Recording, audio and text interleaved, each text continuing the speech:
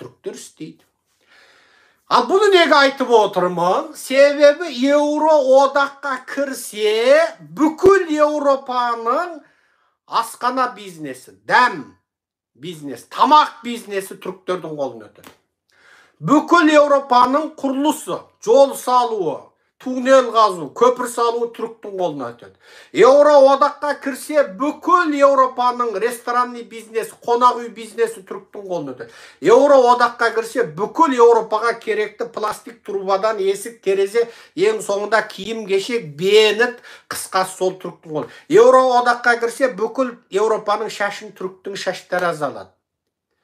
Әңгіме қайда жатыр? Бүкіл Еуропаның бизнесі түріктің қолына өтеді. Неге? Еуропа қартайды, кәртейді, олардың еркектері үйленбейтін болды. Неге? О жерде әйелдердің құқы, баладардың құқы дейтін заттар бар. Адамдар барған сайын рахаттан бар, мына байлықтан бар. Адамдар қалыпты отбасылық құндылықтарды ұмыта бастады. Адамдар эгоист, жекешіл бола бастады. Үйленіп, одан қатынға табысыңның жартысын бөліп, ажыратып кетсең үйіңнің жартысын беріп, немесе рухани төлем төлеп, одан бір бала туғызтып, оны оқытқанша, жоқ, мен айлығым жетеді, зарплат жетеді. Қатын керек болса Тайландқа барып ұшып барады, қатын керек болса Макауға барады, қатын керек па анау кедей Азия елдеріне барып, жаңағы шаруасын бітіріп қайтып келеді. Үйленбей бойдақ жүретін көбейді. Енді осыдан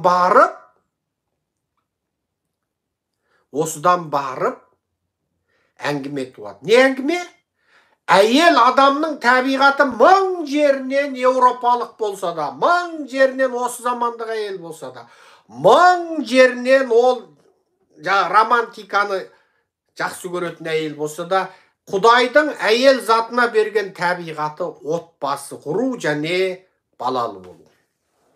Отбасы құрғысы келмейтін әйел болмайды. Бала туғысы келмейтін әйел болмайды. Әрине, сәбеттік, сайтандық тәрбиеден сырт. Сәбет кезінде адамның табиғатына қарсы түрде әйелдерді кәрер ағуған, білегі жуан, бақырған, арақ ішетін, жаңа ғылым қуып кетті лақпатта бір мәнсапқа бар, бір жердің бір директоры болған қатынды кәрер ағуған дейді. Атасының бас кәреран кәрері бола берсін. Бала керек, отбасы керек қой. Оны әдей Совет одағы табиғатқа қарсы шайтани сипатпен әдейге сондай бір ызақор, ашушан, қатаң, іскер әйелдердің образын сомдады. Анығында ол әйелдердің барлығы бақытсыз әйел. Ол әйелдер. Сол кәрера қуған, доктор болған сол әйелдерің өмірінің соңында өкініп, ана өзінің апа сіңілдері, немесе достары, ана сасық алқаш байының қолаңсасын естіп, ана сасық дамбал байпағын жуып жүрген сол әйелдердің бақытына қызғанышпен қарайтын дәрежеге түсіп қалады. Неге? Әйелдің Құдай берген табиғаты ұрпақ сүю, ұрпақ жалғау. Құдай оған сол инстинктті берді. Ол бүкіл малдың ұрғашысына да сол табиғатты берді. Ұрғашы мал артынан жыртқыш аң қуғанда, ана өзінің жаңа туған төлі қаша алмай тұрғанда, жыртқыштың аузына барып, өзін беріп, ұрпағын жібереді. Аң екеш, аңның ұрғашысы өзінің ішінен шыққан ұрпағын құтқару үшін жыртқыштың аузына өзін құрбандыққа шалады. Міне бұл жаратушы Алланың, жаратушы Құдайдың әйел затына берген табиғаты. Енді Еуропада қазір отбасылық құндылық құлдыраған кез. Отбасылық құндылық құлдырады. Неге? Екінші дүниежүзілік соғыстан кейін бүкіл Еуропа, Америкада жыныстық еркінсу дейтін бір ауру тарады. Жыныстық еркінсу деген не? Ол еркектердің шексіз әуейлікке берілуі, әйелдердің де шексіз жаңағы ұят болады, анау мынау жоқ. Күніне еркек бір әйел емес 10 әйел ауыстырама. Мына әйел 10 еркекпен жүреме, ешкім ар-ұждан, моральдық тұрғыдан ешкім кінәламайтын бір қоғамдық үрдісті қолдан жасады. Сөйтіп оның атын әдемілеп романтика деп қойды. Романтика деп қойды, романс деп қойды. Ол ең соңында бүкіл Еуропа, Американы құрдымға апара жатқан қоғамдық бүкіл қайшылықтың қайнар көзі болды. Неге? Әйелдің табиғаты оған көнбейді. Әйелге 100 еркекпен көңілдес боп, дос боп, шарапханада шарап ішіп, сыраханада сыра ішіп, виски ішіп, пиво ішіп, қызыл шарап ішіп жүргенмен оған үйіне келгенде құшақтап жататын бір еркек керек. Оған 100 еркекпен романтика болып, жаным, күнім, күйдім, сүйдім деген 100 еркектен үйіндегі бір бай артық.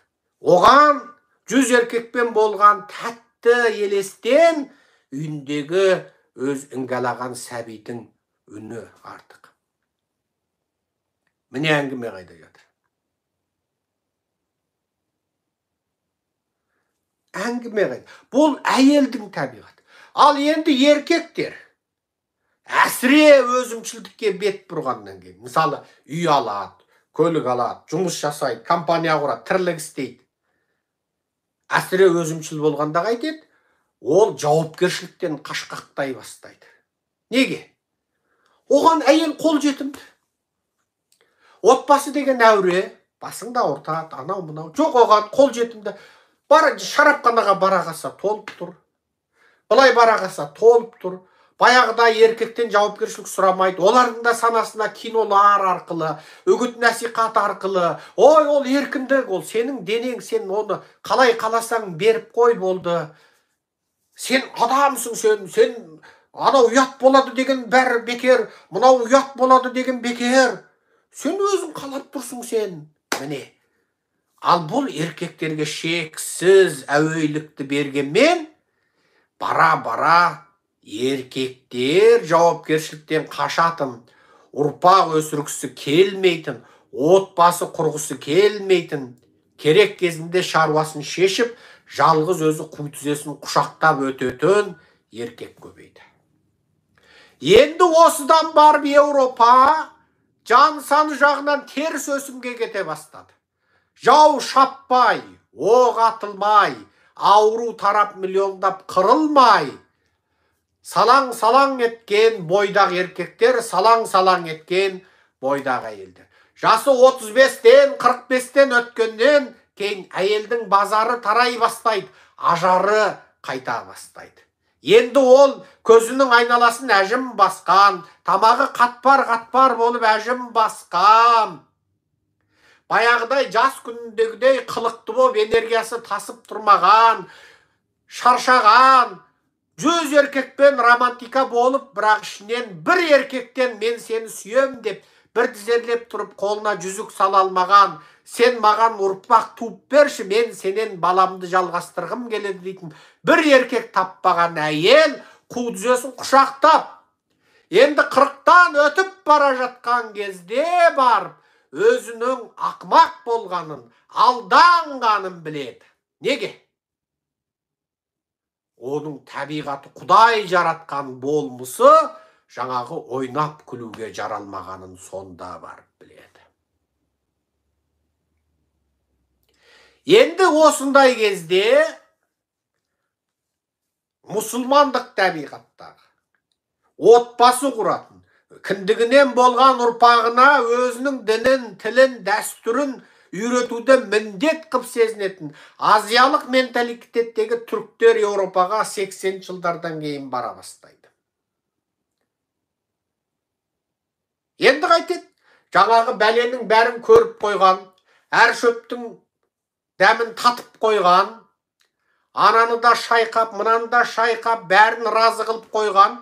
Енді ол жаңағы демократиясында, еркіндігінде, гендерлік саясатында, феминизмдік саясатында бәрін көріп қойып, ой, бұның бәрі бай болмайды екен, маған жеке меншік бай керек екен, жеке меншік бала керек екен деп, қу тізесін құшақтап отырған Еуропаның ажары қайта бастаған, базары тарқай бастаған, көзі көкшірейген, мұрны қоқшырайған сылқымдарына біздің жағал-жағал жүнтөс қардаштарымыз барады да, бас салады да романтиканың жетекесін көрсетеді.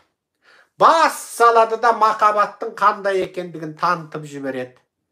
Одан кейін оларға айтады, сен маған қатын бол, мен дөнер пішіріп, шаурма пішіріп сені берейін дейді. Өмірінде еркектен ол көрмеген, виносында ішсе ішіп қояды, намазында оқып қояды, 100 граммда ішіп қояды. Содан әлгі айтады, бол, сен шаршама, бол, үйде отыр болды дақпады.